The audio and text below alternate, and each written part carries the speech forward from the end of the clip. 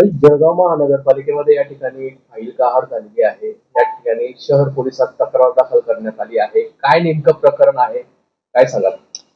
ही जी file होती मला वाटतं 30 जानेवारी 2024 पर्यंत स्टोअरमध्ये म्हणजे आपल्या इथे फाईल जिथे असतात तिथे होती.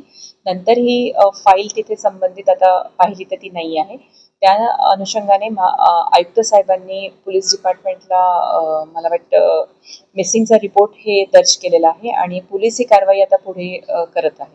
ही कशाची फाईल होती नेमकी ही? मला वाटतं काही भूसंपादनाचे विषय होते किंवा काही तेव्हा जे झालेले होते त्याची ती फाईल होती.